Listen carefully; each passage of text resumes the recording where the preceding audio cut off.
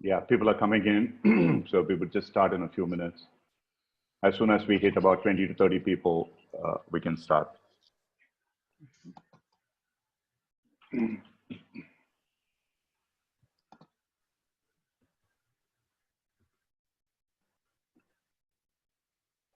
All right, we have crossed 33 at this point in time, Jackie, so presumably we would have an audience of about 50 plus during the session. Hi guys, hope all of you can hear me. Today, February the 20th, the webinar, the colloquium webinar, is with two experts, Kathy and Jackie, both of them organizational development experts, and they're going to speak on the subject of systemic coaching, which is pretty integral with the whole concept of organizational development. They will explain to you the why and the how and the what's of this process. What I just would like to leave with you is simply this. Both of them they have been very experienced in organizational development. They are members of the National Training Laboratory I have the honor of belonging to. Rather new member compared to them who've been there for a very long time. Systemic coaching is what I've been talking about for a long time in this community of Coacharya. We in fact have separate sessions on this. You can become a very good individual coach by training through the ICF and other competencies. But if you stop there, I think you are doing yourself as well as the organizations that you work with a disservice. We need to move beyond the individual coaching to the larger context of what the organization requires from us, working with the teams and to larger organizational objectives.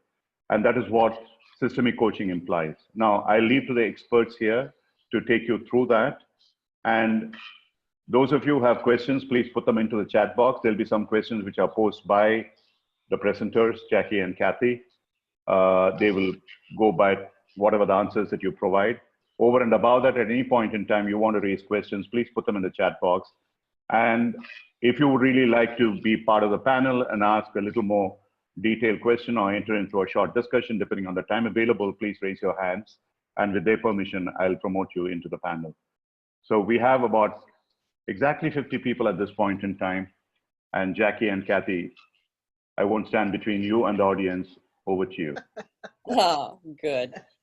Thank you so much, Ram. And we so appreciate being invited and to speak to this wonderful group. And so thank you for the opportunity.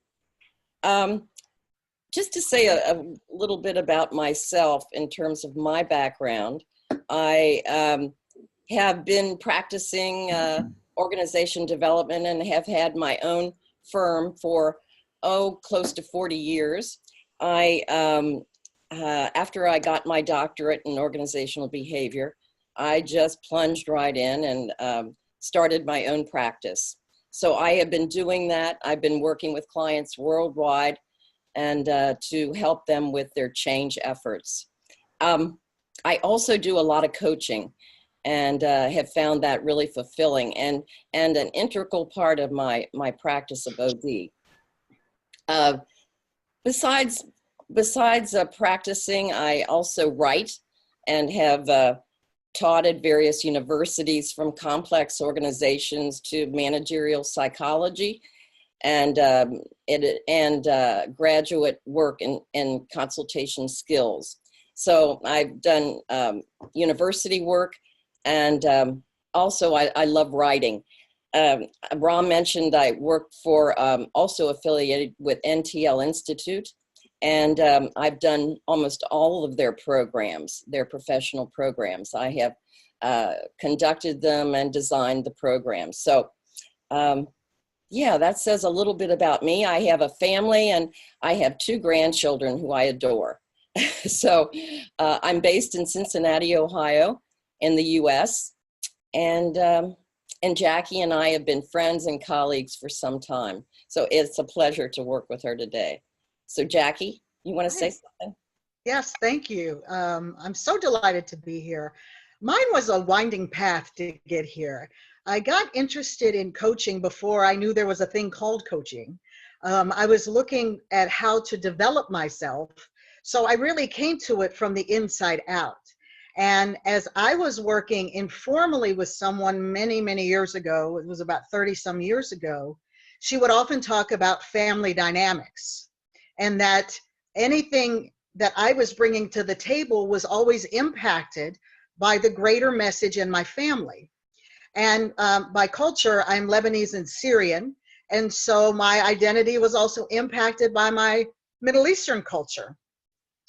And so that's where I began understanding group dynamics and systemic thinking, though I didn't know that's what it was called. I just thought it was called family. And then professionally, I began doing national and international news with the Associated Press. And I began as a 9-month temp on the overnight desk, and then moved up to the night shift, and then moved up to the day shift, and moved up to being a network anchor and a correspondent, and then moved up to being supervisor, and eventually was in a major leadership position where I was managing 30 some direct reports in multiple locations, large and small news coverage. And what really grabbed my attention is no matter where I was in the organization, people were talking about the same things. They were just using different details to talk about them. They were talking about issues of power, of powerlessness, who's at fault for what problem, and how do we change this or that. And I thought it was so interesting. And then I got into an OD program at American University. And at the time, it was the AU-NTL program, which is how I got connected with NTL. And it really focused on group dynamics, systems thinking, and understanding that we're all greater than the sum of the parts. And so I ended up doing a doctorate in human and organization systems and became certified as a coach. And I am certified with the International Coach Federation. And now I work as a consultant and a coach. And I want to say that Kathy did one of my programs that was a part of NTL. I was so impressed that I went up to her and said, I need to get to know you. And I asked her if she would mentor me. And now we are colleagues. So I'm really, really honored to be doing this and excited to be sharing some of our perspectives around using the OD focus in coaching, because we both do that as just a part of how we enter any system. Great. Thanks. Right. Should we start? All right. So I'm going to do a share screen because we did want to share some information with you in a way that's easy to digest. And, you know, as Ram said, you know, we want to make this about your understanding, and we want to add to what you want to know. So if we don't get through this, that's fine. But let's take it from where you are. And if you have questions, please enter those in the chat box at any time. And we definitely welcome your input. Yeah. All yes. right. Hey, if you don't participate, this will be not very interesting. So let's go. Let's do this together. To begin, we have a quote which I think sort of sets the stage, and it says, "Nothing ever exists entirely alone. Everything is in relation to everything else." That's from the Buddha, and that's how we see the world. Okay, just to give you this is what we have planned for this morning, or this evening in India. What is coaching and what is organization development? We'll talk about what OD can add to coaching, the levels of system that we look at, the characteristics of OD and coaching, what are the commonalities, OD and coaching skills, what are the skills that are required, the OD areas of interest when you go in as a consultant into organizations, what are the OD areas of interest, and the importance of organizational support in coaching as well as any OD effort. And then we'd like to go over get your ideas on coaching questions with an OD perspective. What kinds of coaching questions can you ask? So that's what we have planned for today. So sorry. Go ahead. Both Kathy and I consider ourselves scholar practitioners, which means we take well-researched and validated theories and make them into practical action steps, goal-oriented action steps. So we looked at some of the definitions of coaching and organization development, and then came up with our own co-created definition. So for coaching, we identify coaching as a goals-oriented collaborative change process involving an individual and coach that's focused on helping an individual grow and develop interpersonally, and organizationally. And the organization development definition we're using is that organization development is a theory and applied behavioral science approach for bringing about desired change in a system. And how we define system is it can be an organization, it can be a group, it can be a family. It's anything that has the whole connected to it. Kathy? Okay, so we don't want to wait to the end to say what OD can add to coaching. So we want to put that out in the beginning. And what we feel OD can add to coaching is the idea of a system. Every part of a system impacts every other part of the system, no matter whether you want it to or not. So, yes, right. And every action has a reaction. But let me just say the first part about a system and how important that is. I just want to give an example that comes to mind. I had a coaching client, and he was just made head of this department, and we were working on building his confidence, and he really needed that, and as part of his leadership. So, we went into a lot of deep work about his background and where that came from, and so he worked on it, and he was a very creative thinker. So, okay, he developed his action plan, and that was to roll out a very innovative program from his department. And so he was very anxious to get this started, and he thought that this would definitely improve and show how confident he was. And so he was just chomping at the bit to get started. And then through some questioning, he began to look at some of the ramifications of say he did that and rolled out that program. What impact would that have? So then he looked at the impact of, okay, the people that would be responsible for that program and people that were impacted by that, his subordinates, they weren't prepared for that program.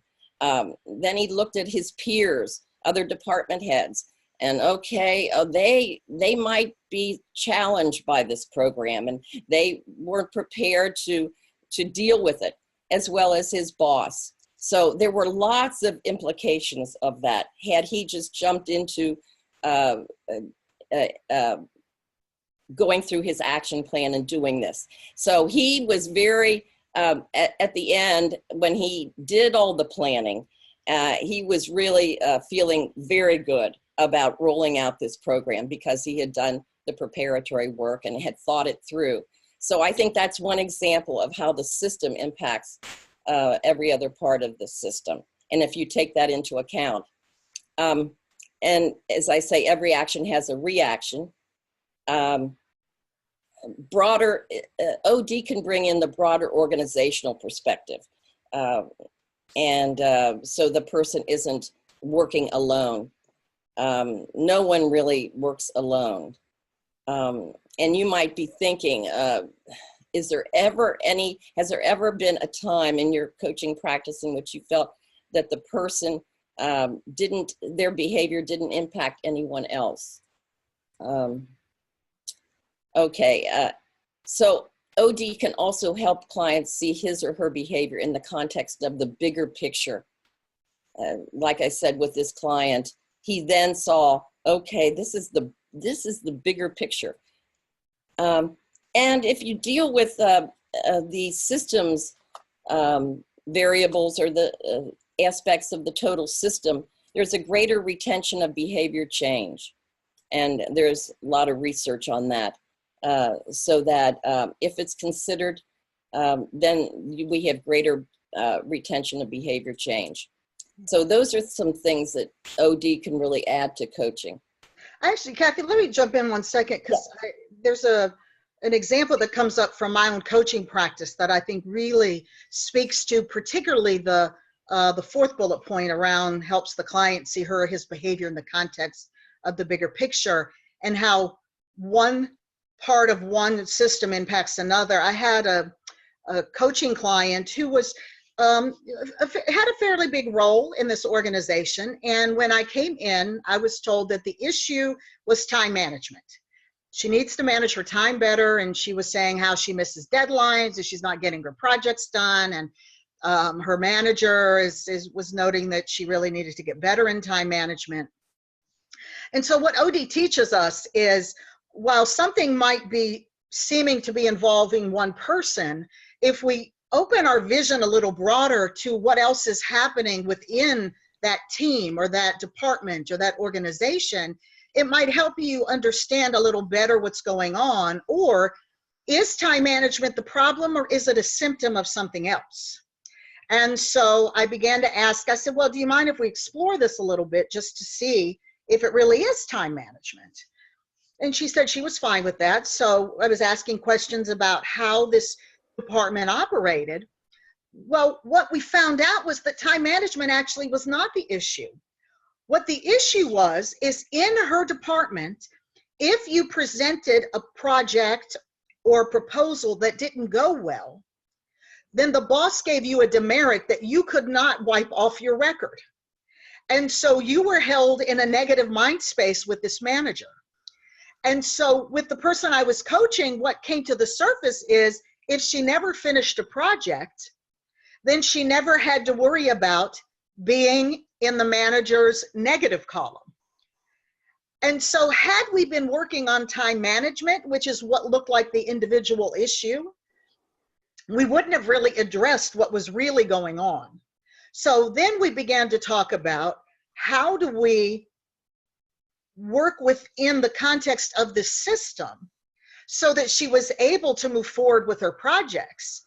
And it actually ended up being a very successful coaching engagement, but it was only because we took in what was happening at the greater systemic level. So that's one that I use a lot when I think about, is this something involving just the individual?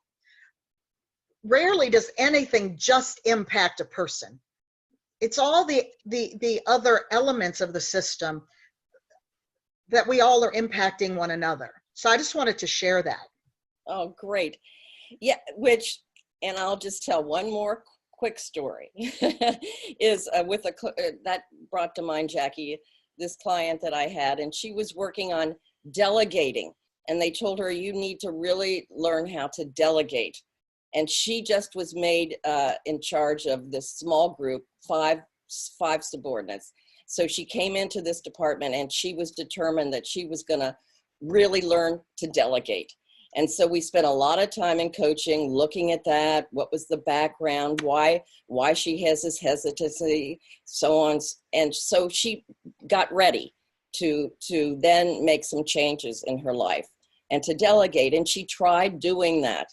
And with this small group, she just kept getting resistance, and it wasn't working. And about that time, the coaching program in this organization was curtailed because there were not funds. They did not fund it. So we discontinued coaching. And she later told me, she contacted me and said, hey, I just want to bring you up to date with what happened. She said, I later found out that this group that I was brought in to direct, that they were very hesitant to have me come in. They really wanted one of their own people to be promoted to that position. So in every subtle way, they resisted any effort for me to be successful within that department. So she said, I learned that, and that was just shocking information for her. Mm-hmm. So, it's a part of the system that she wasn't aware of in the beginning, but really impacted her efforts to change and influence the coaching a relationship. So yeah, that's another example. So we can bring in more as we go along. So Kathy, I wanted to let you know that in the chat box, we've gotten a couple questions, and one person asks, if we have a question, what's the right time to ask? And so Kathy and I really do want this to be a dialogue. So Ram is going to keep track of when people have questions and is going to let us know when people want to interject. And if you have stories or something that you want to share, please do. And then someone else asked a question that actually we're going to address in the next slide, which says, when you say system, isn't it the same as the client's world that coaching conversation takes into account and explores? So I'm going to hold off on that 1 second because we're actually going to address that in the next slide. So I'm going to go ahead, Kathy. Was there anything else you wanted to add? That's good. Okay. So one of the things that we want to talk about is levels of system. And this is going to address a little bit of, you know, who's in the client's world. So what we know about a system is anything that happens in one part always impacts another. So if you think of an organization, anything that happens in one part of an organization always ripples through others, whether we know it or not. And sometimes it happens quickly, sometimes it happens slowly, sometimes we're aware of it, and sometimes we're not aware of it. So the levels of system that we're really talking about in this conversation is individual, which is interpersonal, intrapersonal. And then the next level of system, which is the group, which could be the team, could be the family, which is the next larger system. And again, we talk about intra-group and intergroup. So some things are between groups and some things are within that group. And then the larger system, the organization, the community, the extended family. And then even the greater system, which is what is our culture? What is the greater system that we operate in? So to the question about when we say system, don't you just mean who's in the client's world? Oftentimes I have found in coaching conversations, the client and the coach sometimes are limited to what the client what's directly in the client's sight. And so part of bringing an OD perspective in and levels of system is expanding the vision to say, we are impacted in greater ways than we may even be aware of. So part of it is raising the awareness to how family dynamics impact how I as an individual engage in the different groups that I engage in. What are the messages that I get within my team? And that's impacted by the greater messages in the organization, which is impacted by the greater messages in our culture. And so while yes, it's in the client's world, sometimes as a coach, part of my role is to expand that vision. So if I go back to the example of the woman who was talking about managing time, she wasn't really thinking about how that greater way of managing was impacting her individually. So had I not thought to bring that in, we wouldn't have gotten to what was really happening, which was, it was a really a more of a department issue than an individual issue, even though it was impacting the individual at that point. Great. You know, Jackie, I think it can be such a handy and useful framework to have before you. I mean, you know, as you're coaching, you know, just the levels, having them there as you ask and inquire and work with your coachee, but to have them there because it can be actually used and helpful in everyday coaching. Yeah, thank you. So we have a question that said it would be good to get a definition of OD. Is it more than a system? We're going to be talking about that in the next slides. So I love that they're one step ahead of us, Kathy. Hey, we better get. Okay, here we go. Let me go to the next slide. Okay, what are the characteristics of organization development? and I have been asked that, and then we'll go over the characteristics of coaching. But first of all, the characteristics of organization development. Of course, again, it's a systems approach. All parts of the organization impact one another. It's based on humanistic values, positive beliefs about the potential of people. And those are, you know, participation is a good thing and brings commitment to involve people at all levels of an organization.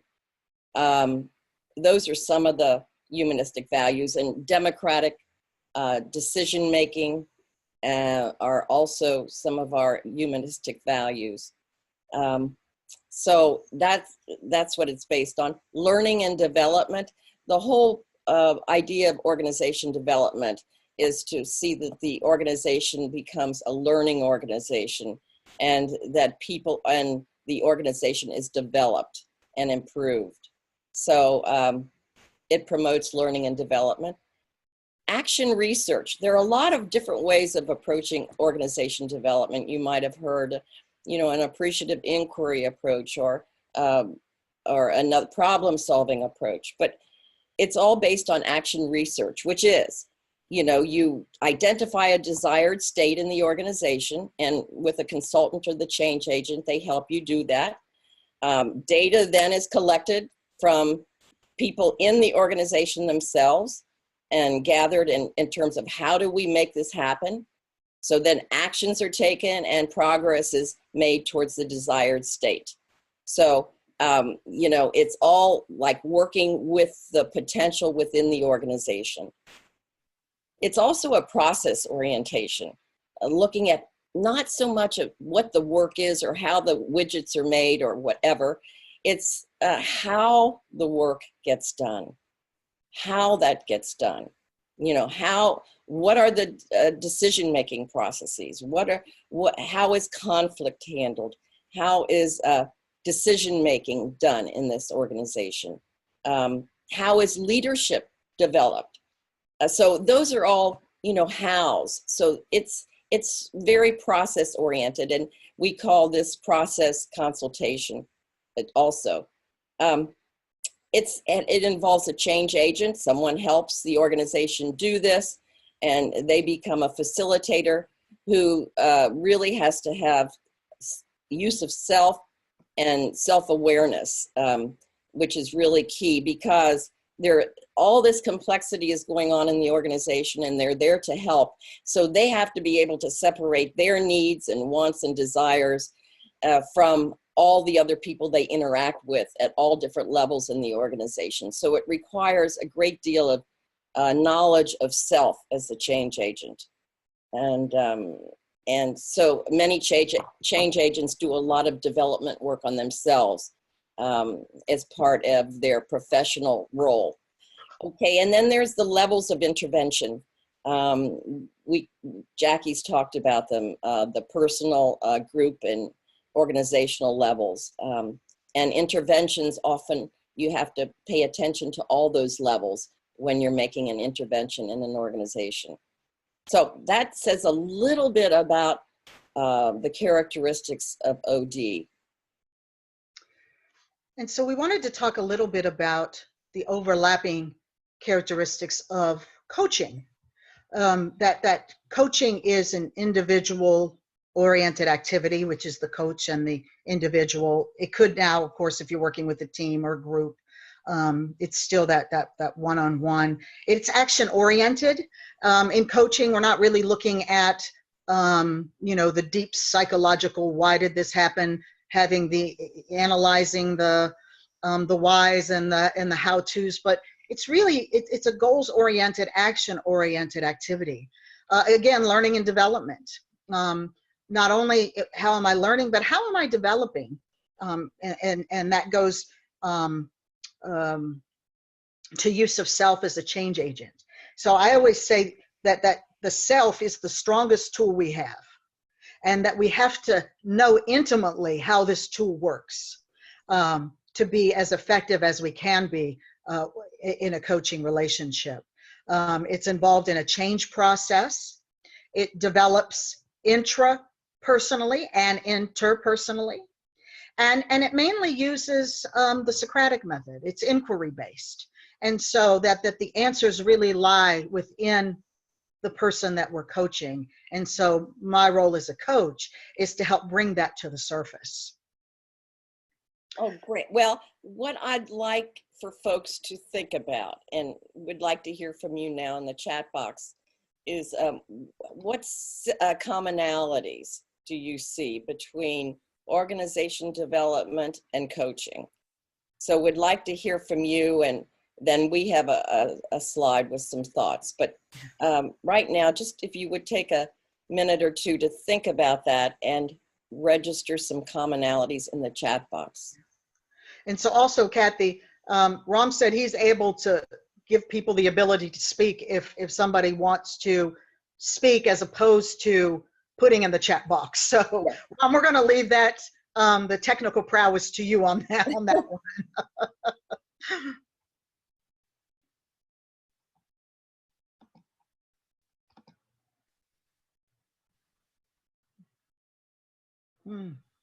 Great answer so far.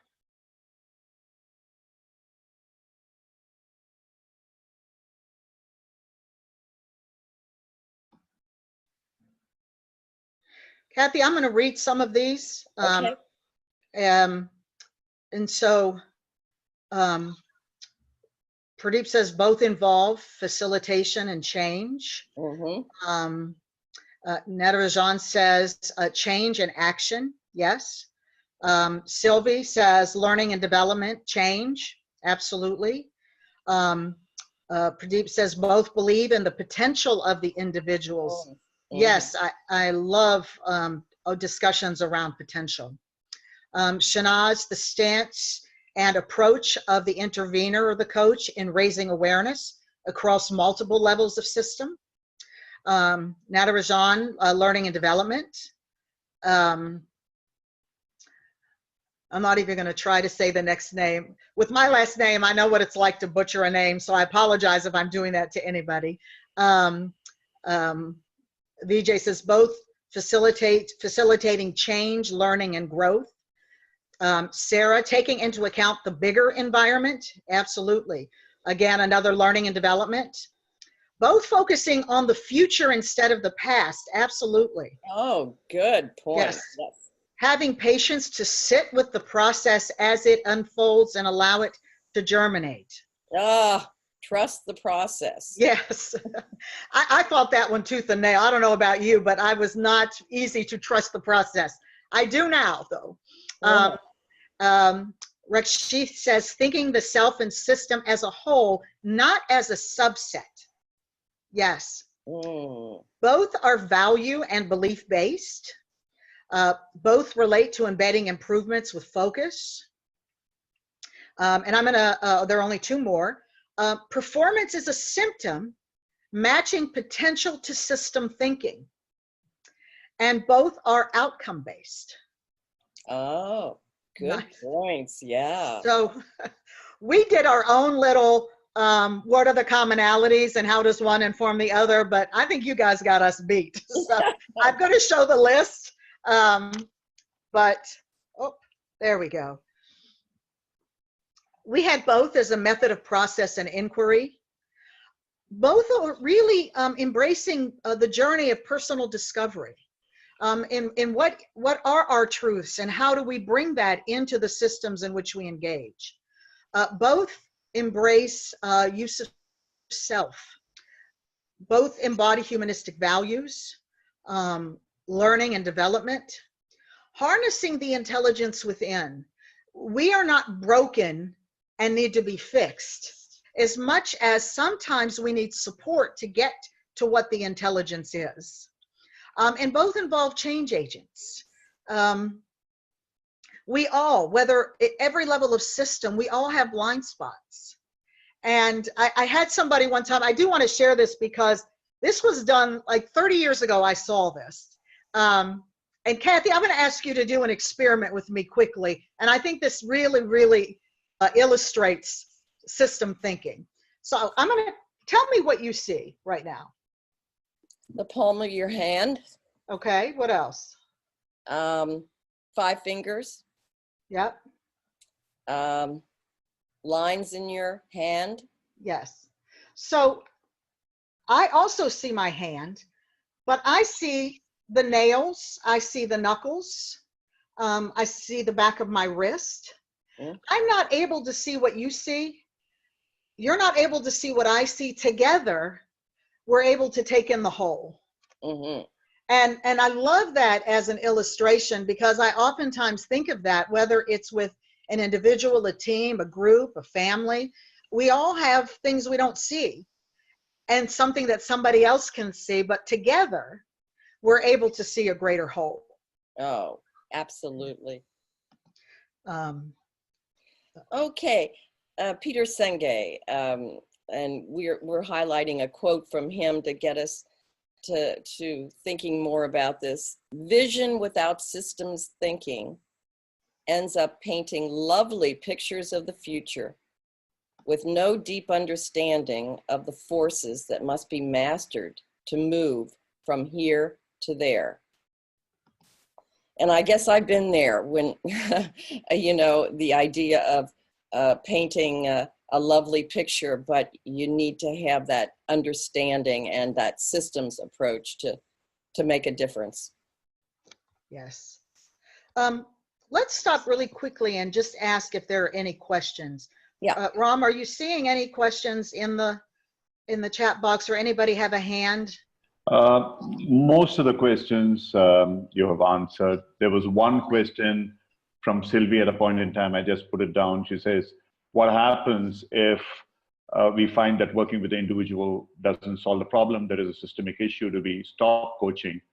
And my response to that was that probably you can point out to the stakeholders that there is a systemic issue out here. And that's a problem that I face more and more as a leadership coach, to the extent that I tell organizations right up front that individual coaching does not really fully serve your purpose. Many coaches are not willing to say it, but I say it out loud because I've seen in far too many cases working with individuals, however much is it so-called transformation, we all want to call ourselves transformational coaches. I haven't yet come across a coach who doesn't call himself or herself not a transformational coach. I don't know what that means, because at the end of it, yeah, you might be able to change some behavior in the individual. But if the organization doesn't really recognize that, doesn't change with that, then either it ends in regression of that person going back to where it was, or resignation. And so one of the questions that I always ask L&D managers to ask these days is, by paying so much for coaching individuals, how does the organization benefit? Have you really thought about it? And then they really have a problem in trying to answer that question. I think we should ask those difficult questions that has to really start with the coach. And the other point that I would like to just leave with you is two things that have come up in common. And for me, these are two guiding principles for me. One is the Carl Rogers humanistic principle, which organization development is based in terms of unconditional positive regard, congruence, and empathy. And the other is a more recent Otto Scharmer, the whole aspect of generative listening and generative visioning, which is all about the total system. How do you see that person as a larger whole in terms of how they are? So yeah, if there are any other questions that come up, I'll point out. Actually, one just came up. How do you work with resistance in coaching and in OD interventions? That question comes up a lot. Kathy, do you want to interject, or? Yeah, I see resistance as a natural phenomenon, a natural occurrence in organizations when change is introduced. People oftentimes tend to resist the change, and I accept it, and I go with it. And there's energy in the resistance, but I explore it, and you know, I bring it out into the open, and so I play with it.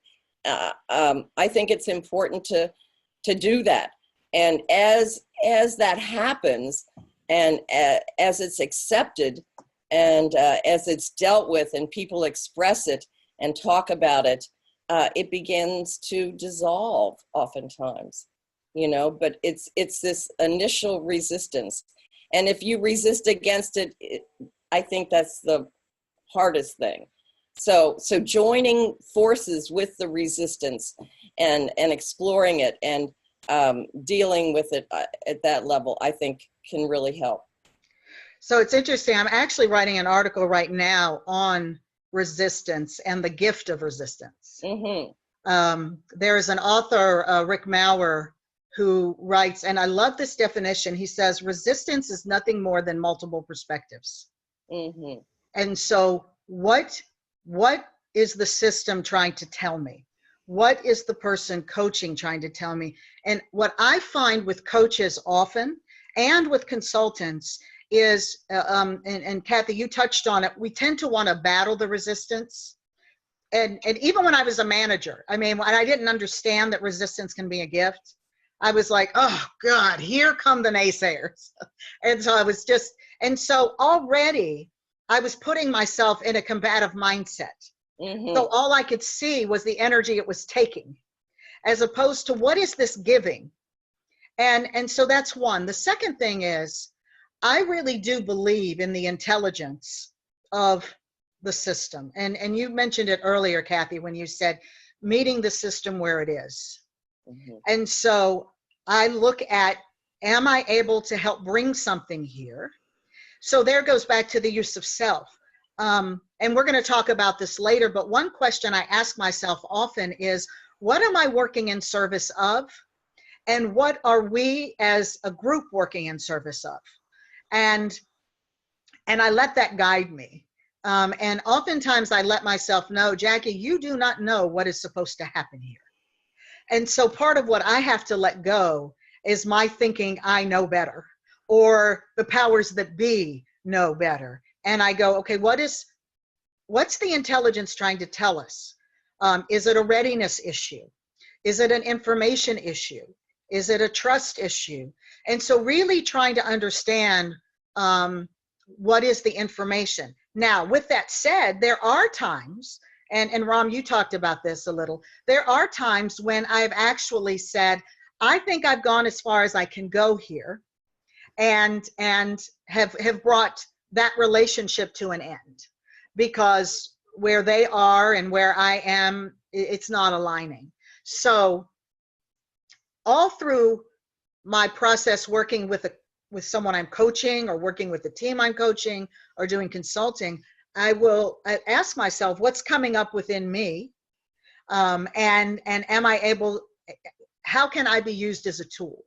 And as soon as I don't think I can be an effective tool, then I engage in that conversation. And so together we come up with a decision about what the next step is, whether we move forward with whatever the change process is, or if maybe it's time for me to exit this particular system. I see other things have come up in the chat box. Ron, did you see any? Somebody said, and we will, I want to just make sure I'm getting everybody. Sunder asks, do you differentiate between positive and negative resistance? I myself don't necessarily. What I do look at though is, how is it showing itself? Because as soon as I start putting positive and negative, I'm already coloring how I'm going to respond. So I do look at what is the impact of what's happening. And I will oftentimes ask myself, if I saw this from, we'll use negative and positive. I don't use those words necessarily, but Sunder, because you use them, I will use it in answering your question. If I saw this from a positive mindset, what might I see? And then I'll ask myself, if I saw this from a negative mindset, what might I see? And so I look at, what am I seeing? I saw a quote one time that said, whatever I look at grows. Wherever I put my attention, that's what grows. Oh. Kathy, somebody asked you a question. Shanaz asks, how did your client transform the resistance at L3 towards her in your last example? The resistance, I don't know what L3, I don't either. but so how did your client transform resistance, the resistance towards her in your last example? Oh, yes. Well, it became known to her in a group, one of their group meetings, and so she was open to it, and she asked them to talk more about it, and so they explored the resistance, and she talked openly with them about her reluctance for coming into this group and some of the things that she was trying to work on, and her developmental needs and so on. And she was very open with them, and it created finally a relationship in which they could work together. So she was smart enough to embrace that, and you know, and she became more open with them. And she talked about that, how she thought that was helpful in terms of breaking down the barriers. So there's another question, and I'm thinking that the question has to do with, because it just says example question mark, and I'm thinking that it has to do with an example of how to embrace the resistance, or whether you see it from a positive or a negative, because I think that's where it came. So I'll just share one team coaching engagement. It actually started with doing strategic planning. It started with a strategic planning within a team, and there was a lot of animosity, not much trust. So I was hearing from people. We were trying to give a space for people to share how they were feeling. There was a new president and CEO, and she was bringing about, wanting to bring about a lot of changes. And almost everything that she was saying she wanted to do, there was, in her words, resistance and pushback. And she was so frustrated and so angry, and just, you know, as she said, you know, I'm sick and tired of hearing from all of them. And she had some things where she was going to be giving a lunch or something, and she's like, I'm not doing that anymore. And so we engaged in a coaching conversation, because that was part of the contract. And I said to her, what if, I said, first, you know, would you be willing to take a risk with me here? She said, yes. I said, what if we practiced looking at this just for this moment in time? What if you saw their attitude and what they're telling you as the key to a puzzle, that you needed this key to open up what was going to be this pot of gold, or whatever, I can't remember now, but it was some, you know, pot of something, pot of gold. And so as we started having that conversation, she started to literally be able to find gifts out of the resistance. And she's like, wow, I didn't know they were thinking this, this, and this, or what if I did this and this to help ease whatever was some of the animosity. And she made little changes. And it was amazing when I came back in 6 months later, because then we did, okay, let's get together with the group. The attitude and the morale, it was so different. There was a lightness in the group. People were talking about having more trust with one another, feeling more effective. Now, that doesn't mean, it wasn't a magic bullet. It didn't mean things just ended. But it was helping her to see, if I engage with the resistance differently, might there be a different outcome? So rather than identifying a couple problem people, looking at it as they're bringing you a gift. They're letting you know there's something you need to know. So that was an example of one that that went really well. And part of it was because she was open to it. We had built trust in our relationship. So some of this really does take the time to build trust within the relationship. So she was willing to try things, to see things in a way she hadn't been previously. So I hope that helps to answer that question. It looks like we have a couple more questions. Oh, Shana says L3, yes, refers to Rick Mauer's work on the 3 levels of resistance. Oh, I see. Yes, Yes. okay, got it. Yes. Thank Okay. you. Mervyn asks, when a system is fragmenting and leaders are grappling with holding at the center, a leader working in a Brexit environment, for instance, how can we as coaches use this process to enrich the leader's journey? Great question. Kathy, do you want to? Well, I've been talking a lot, so I want. Well, I think that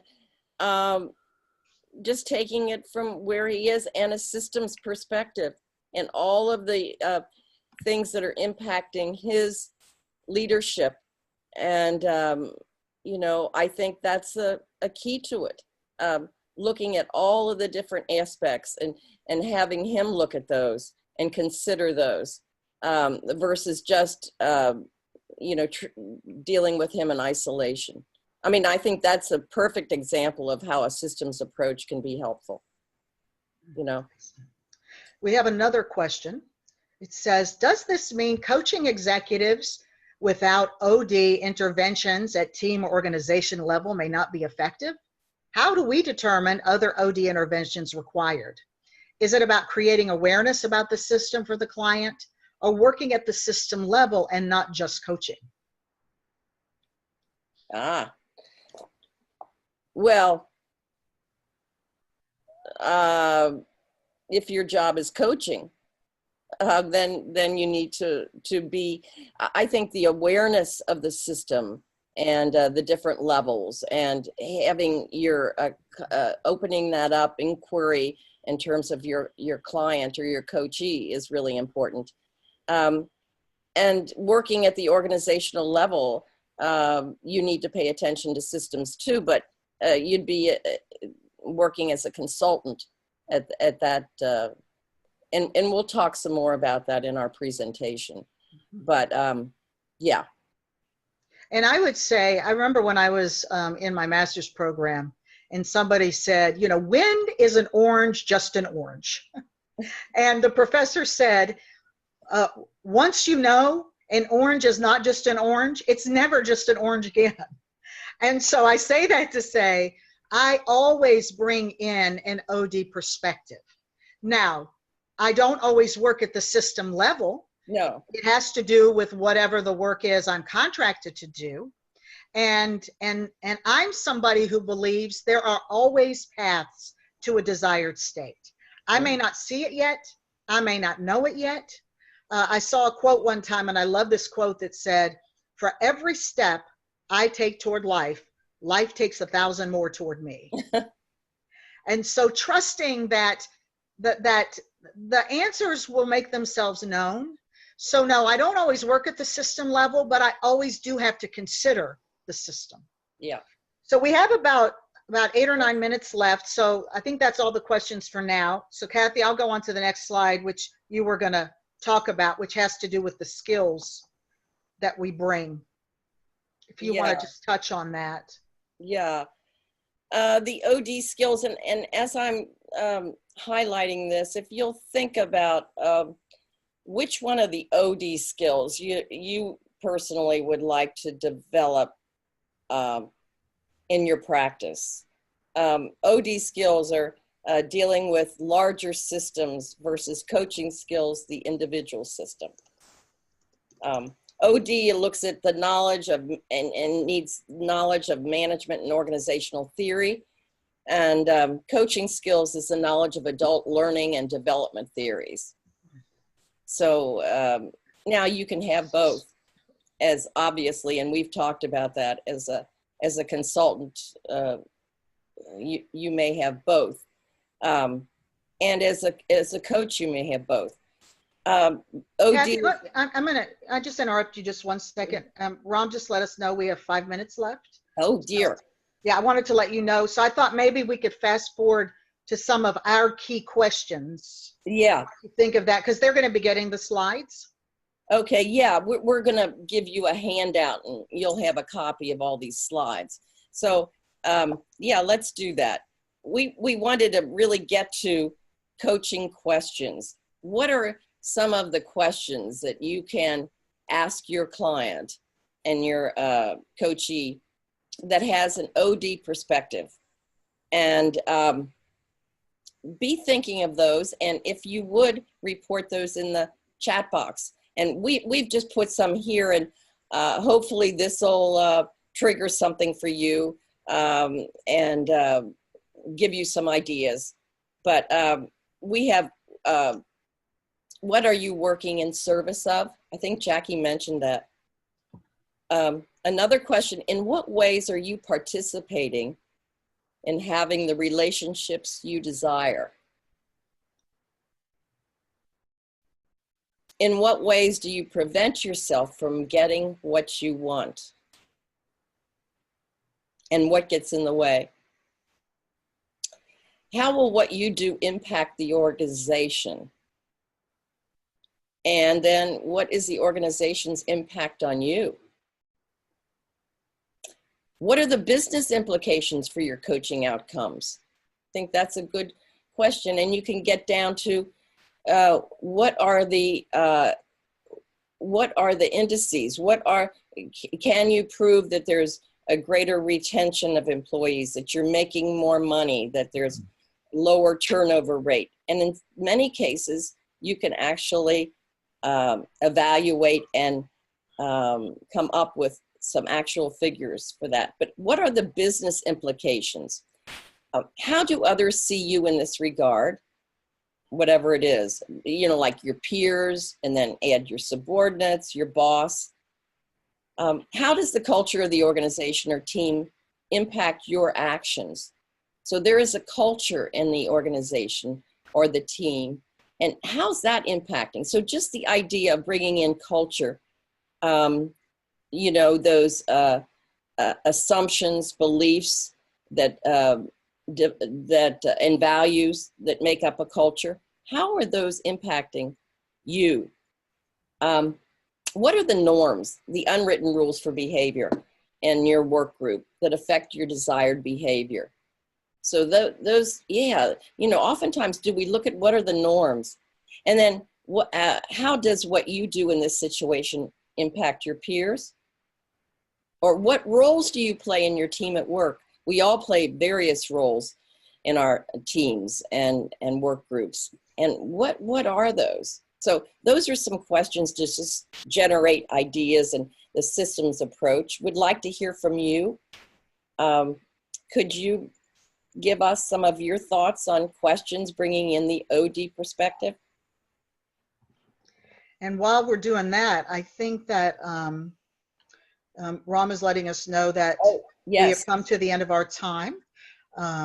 And so, and I guess we won't be able to hear from them, but well, but I think that we can say there's a way to save what's in the chat box, and so we can share with others, because we do really want to, as we talked about earlier, harness the intelligence that's in this room, such as it were.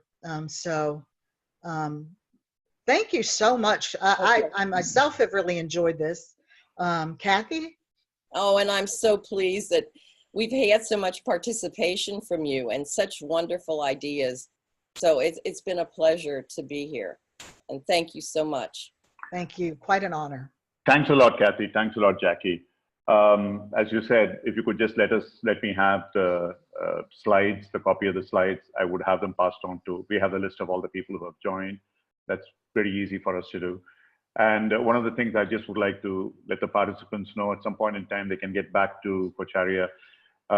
We would dearly love to start an OD program, and people like you willing, that is something in support with NTL we would like to move forward. And we also parallelly invite all those participants here to see whether they would be interested in something like this.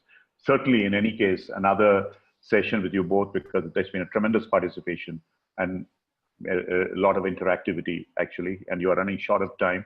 Maybe we can extend the time next time to about 90 minutes with the permission of you as well as the participants.